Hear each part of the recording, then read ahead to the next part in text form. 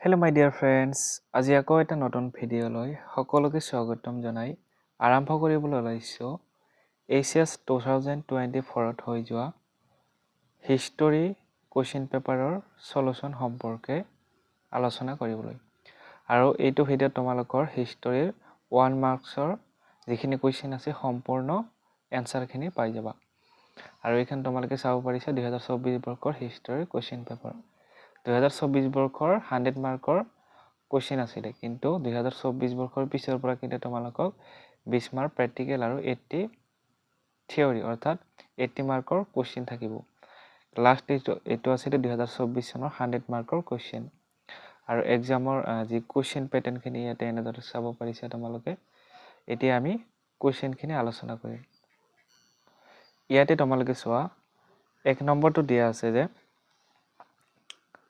answer the following question any 12 অৰ্থাৎ যিকোনো 12টা কৰিব লাগে। 1 মাৰ্কছৰ 12টাই আহিছিল, কিন্তু ইয়াতে বহুত কেইটা দিয়া আছে, যেনে তোমালোকে চাবা 15টা মান দিয়া থাকে য'ত তোমালোকে মাত্ৰ 12টা লিখিব লাগে। তো প্ৰথম কোৱেশ্চনটো চাবা 1 নম্বৰটো দিয়া আছিল যে হিন্দু উপত্যকাৰ সভ্যতা প্ৰথমে ক'ত আৱিষ্কৃত হৈছিল। এইটো কোৱেশ্চন।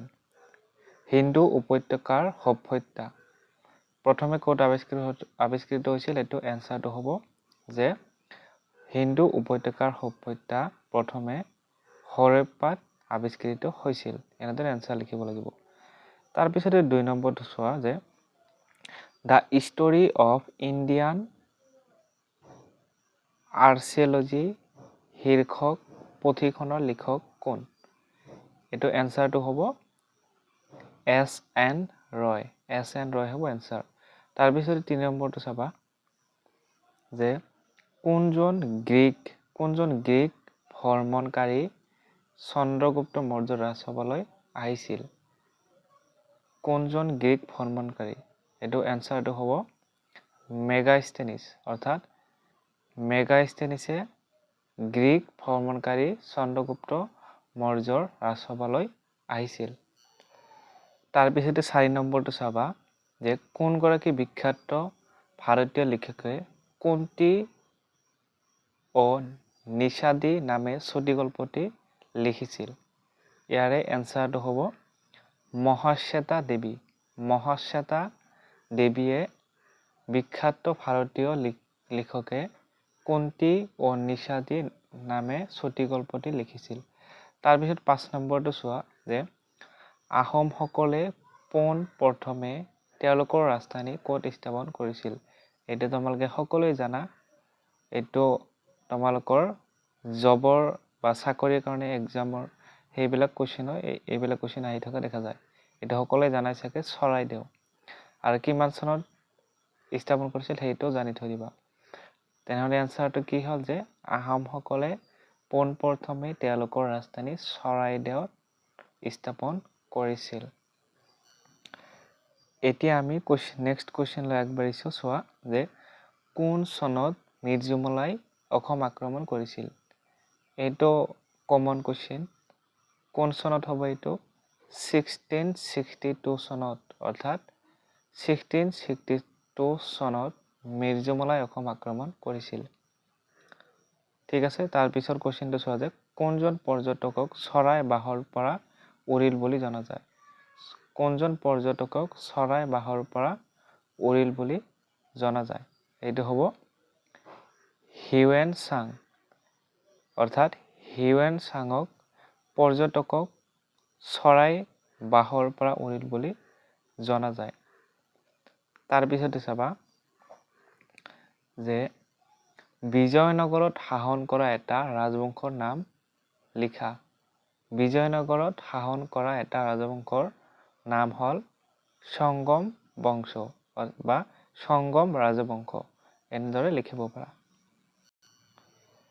তাৰ পিছতে নেক্সট কুৱেশ্চনটো চোৱা যে অসমত ভক্তি আন্দোলনৰ গুৰি কোনে ধৰিছিল। এনসাৰটো হ'ব যে শ্ৰীমন্ত শংকৰদেৱে ভক্তি আন্দোলনৰ গুৰি ধৰিছিল, বা অসমত ভক্তি আন্দোলনৰ গুৰি শ্ৰীমন্ত শংকৰদেৱে ধৰিছিল। তাৰ পিছতে লিখা আছে জিন চি কামিল কি। জিনচি কামিল এনেদৰে লিখিব পৰা যে জিনচি কামিল হ'ল আদৰ্শ শস্য, এবিধ আদৰ্শ শস্য।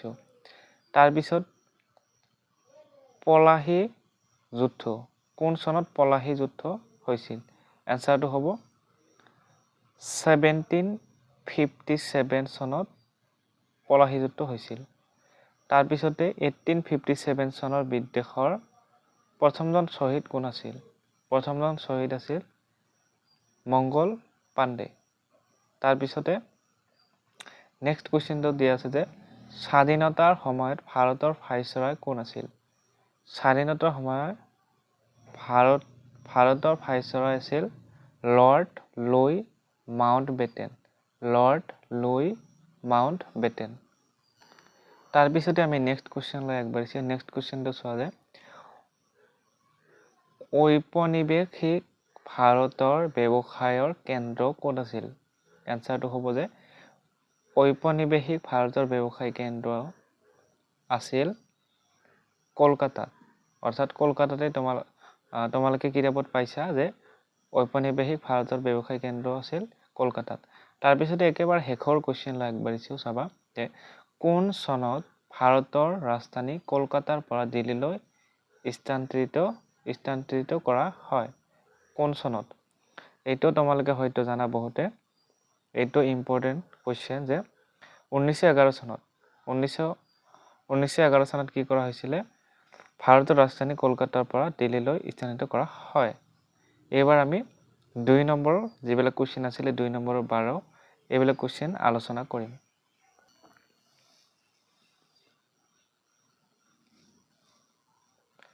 ইয়াতে চোৱা তোমালোকে 2 প্ৰকাৰৰ বিয়া, যেনে তোমালোকৰ তলতে প্ৰশ্ন নম্বৰ চম উত্তৰ দিয়া বিবাহৰ 2টা প্ৰকাৰৰ নাম লিখা, এইটো আহিছিলে। তাৰপিছতে চোৱা যে 2টা ব্যয়বহুল জঞ্চৰ নাম লিখা, মৌৰ্য সাম্ৰাজ্যৰ যিকোনো 2খন মুখ্য ৰাজনৈতিক কেন্দ্ৰৰ নাম লিখা, স্বৰ্গদেৱ প্ৰতাপ সিংহই সৃষ্টি কৰা 2টা বিষয় ভাৱৰ নাম লিখা, ঔপনিৱেশিক শাসন কালত অসমত হোৱা 2টা কৃষক বিদ্ৰোহৰ নাম লিখা, আলবেৰনে লিখনিৰ 2টা বৈশিষ্ট্য লিখা, 2জন বিখ্যাত চুফী সন্তৰ নাম লিখা। তাৰপিছতে মোগল যুগৰ কৃষকসকলক কোন 2টা ভাগত ভগোৱা হৈছিল? তাৰপিছতে মোগল যুগত ৰচিত 2খন জীৱনীৰ নাম লিখা। তাৰপিছত কুৱেশ্যনটো চাবা কিতাবুল হিন্দ কি ভাষাত ৰচনা কৰা হৈছিল আৰু তাত কেইটা অধ্যায় আছিল? এইটো কিতাবুল হিন্দ এইটো আৰবী ভাষা দেখিলে গম পাব পাৰি, গতিকে এইটো তথাপি ভালদৰে চাই থৈ দিবা। কিতাবুল হিন্দ আৰবী ভাষা যেন লাগিছে। তাৰপিছতে নেক্সট কুৱেশ্যন চাবা বম্বে মহানগৰীত দেখিবলৈ পোৱা 2টা ঔপনিৱেশিক স্থাপত্যশৈলী উল্লেখ কৰা। তাৰপিছত 1857 চনৰ বিদ্ৰোহৰ পূৰ্বে ব্ৰিটিছসকলে ভাৰতত প্ৰৱৰ্তন কৰা 2টা সামাজিক সংস্কাৰৰ নাম উল্লেখ কৰা। তাৰপিছত চাবা দ্বিতীয় ঘূৰণীয়া মেজমেল কেতিয়া হৈছিল? ভাৰতীয় জাতীয় কংগ্ৰেছৰ কোনজন প্ৰতিনিধিয়ে তাত প্ৰতিনিধিত্ব কৰিছিল? তাৰপিছত কুৱেশ্যন চাবা যে কপাহ খেতিৰ ওপৰত আমেৰিকাৰ গৃহযুদ্ধই পেলোৱা 2টা প্ৰভাৱৰ বিষয়ে লিখা। তাৰপিছত কুৱেশ্যনটো অসহযোগ আন্দোলনৰ যিকোনো 2টা কাৰ্যসূচী লিখা। তাৰপিছত 3 number question answer the following question any 10 যিকোনো 10টা লিখিব লাগিব। 4 মাৰ্কৰ 10টা ইকুৱেল কিমান দিয়া আছে? 40। ইয়াৰ প্ৰথম কুৱেশ্যনটো চোৱা যে হৰপ্পা সভ্যতাৰ পতনৰ কাৰণসমূহ আলোচনা কৰা। হৰপ্পা সভ্যতাৰ বিষয়ে তোমালোকে ভালদৰে পঢ়িছা আৰু এইটো এটা কমন কুৱেশ্যনে ক'ব পাৰা। হৰপ্পা সভ্যতাৰ বৈশিষ্ট্য কেতিয়াবা লিখিব আহে, কেতিয়াবা হৰপ্পা সভ্যতাৰ পতনৰ কাৰণসমূহ লিখিবলৈ আহে। আৰু হৰপ্পা সভ্যতা তোমালোকে পতনৰ কাৰণসমূহ নিশ্চয় জানা। কিছুমান প্ৰাকৃতিক কাৰণ আছিলে, যেনে ভূমিকম্প আছিলে, তাৰপিছত আছিলে যে বিদেশী সত্ৰৰ আক্ৰমণ। বিদেশী সত্ৰই কি কৰিছে? হৰপ্পা সভ্যতাক আক্ৰমণ কৰিছিলে। এইটো এটা হৰপ্পা সভ্যতাৰ পতনৰ কাৰণ। তাৰপিছত আৰু আছে যে হৰপ্পা সভ্যতাখন ডাঙৰ হোৱাৰ বাবে তেওঁলোকে কি কৰিব নাছিল? যি সুৰক্ষা প্ৰদান কৰিব লাগিছিল, সুৰক্ষা প্ৰদানত তেওঁলোকে কি কৰিছিল? হৰপ্পা সভ্যতাক সুৰক্ষা দিব পৰা নাছিলে। ডাঙৰ হৰপ্পা আছিলে বা ডাঙৰ আছিলে এৰিয়াটো, যাৰ বাবে তেওঁলোকে নিয়মমতে সুৰক্ষা দিব পৰা নাছিল। এইটো এটা কাৰণ লিখিব পাৰা, সুৰক্ষাৰ অভাৱ। তাৰপিছত আৰু প্ৰাকৃতিক কাৰণ যেনে বানপানী ক'ব পাৰা, তাৰপিছত ভূমিকম্প ক'ব পাৰা, এইবিলাক। তাৰপিছত নেক্সট কুৱেশ্যনটো চোৱা যে মৌৰ্যসকলৰ ইতিহাসৰ সমলসমূহৰ বিষয়ে এটি টোকা লিখা। তাৰপিছতে নেক্সট কুৱেশ্যনটো চোৱা যে স্তম্ভবোৰ কেনেকৈ আৰু কিয় নিৰ্মাণ কৰা হৈছিল আলোচনা কৰা। নেক্সট অসমত হোৱা প্ৰথমলানি ব্ৰিটিছ বিৰোধী বিদ্ৰোহৰ বিষয়ে চমুকৈ আলোচনা কৰা। নেক্সট দিয়া আছে চৌহামং দিহিঙীয়া ৰজাৰ ৰাজত্বকালৰ বিষয়ে এটি চমু টোকা লিখা। নেক্সট 6 নম্বৰটো দিয়া আছে ভাৰতৰ জাতি ব্যৱস্থাৰ বিষয়ে আলবেৰণৰ ব্যাখ্যা সম্পৰ্কে আলোচনা কৰা। নেক্সট আৰু দিয়া আছে আলৱাৰ আৰু নয়নাৰ সকলৰ নেতৃত্বত হোৱা ভক্তি আন্দোলনৰ বিষয়ে আলোচনা কৰা। তাৰপিছত দিয়া আছে যে সম্ৰাট আকবৰৰ শাসনকালত মাটিৰ শ্ৰেণী বিভাজন কেনেকৈ কৰা হৈছিল, মাটিৰ ওপৰত কৰ কেনেদৰে নিৰূপণ কৰা হৈছিল, এই বিষয়ে লিখিবলৈ দিছে। তাৰপিছত চোৱা মোগল দৰবাৰত পাণ্ডুলিপি প্ৰস্তুত সম্পৰ্কে বহলাই লিখা। তাৰপিছত নেক্সট কুৱেশ্যনটো দিয়া আছে যে 1857 চনৰ বিদ্ৰোহৰ বিফলতাৰ কাৰণসমূহ আলোচনা কৰা। 1857 চনৰ যি চিপাহী বিদ্ৰোহ, এই 1857 চনৰ বিদ্ৰোহৰ বিষয়ে কিন্তু 1 মাৰ্কছত 2 মাৰ্কছত 3 মাৰ্কছত মানে বহুতকেইটা ইয়াৰ ওপৰত কুৱেশ্যন আহিছিলে 2024 চনত। তাৰপিছতে নেক্সট কুৱেশ্যন চাবা যে ভাৰতৰ স্বাধীনতা সংগ্ৰামত মহাত্মা গান্ধীৰ অৱদান সম্পৰ্কে আলোচনা কৰা। নেক্সট মৌখিক সমল বুলিলে কি বুজা, মৌখিক সমলৰ সীমাবদ্ধতা আলোচনা কৰা। এইটো তোমালোকে সহজ এটা কুৱেশ্যন, এইটো ভালদৰে চাই থলে গম পাবা। তাৰপিছতে নেক্সট পৃথক নিৰ্বাচন ব্যৱস্থাৰ বিপক্ষে সংবিধান সভাৰ বিতৰ্কত কিছুমান সদস্যই কি যুক্তি আগবঢ়াইছিল উল্লেখ কৰা। তাৰপিছতে 4 নম্বৰটো চোৱা তলত দিয়া উদ্ধৃতি খণ্ডসমূহ পঢ়া আৰু প্ৰশ্নসমূহৰ উত্তৰ লিখা। ইয়াতে পেছেজ দিয়া আছে তোমালোকৰ 6 মাৰ্কৰ যিকোনো 3টা পেছেজ লিখিলে 18 মাৰ্ক। প্ৰথমে ইংলিছত এনেদৰে দিয়া থাকিব, তাৰপিছতে তোমালোকৰ অসমীয়াতো দিয়া থাকিব। এনেদৰে তোমালোকে পেছেজসমূহ খুব সহজ তোমালোকে লিখিব পাৰা এনেদৰে। মই আৰু এইটো এনসাৰ তোমালোকক দিবলৈ নেযাওঁ। আকৌ এতিয়া বি নম্বৰটো চোৱা এনেধৰণৰ। বি নম্বৰটো এতিয়া চি নম্বৰটো চোৱা। চি নম্বৰটো এনেকুৱা ধৰণৰ দিয়া আছিলে।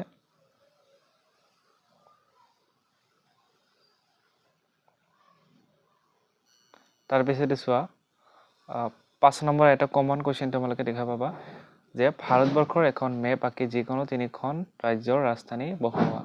এখন ভাৰতৰ মানচিত্ৰ তোমালোকে আহা, এইখন তোমালোকে জানাই। তাৰপিছতে অৰ দিয়া থাকে।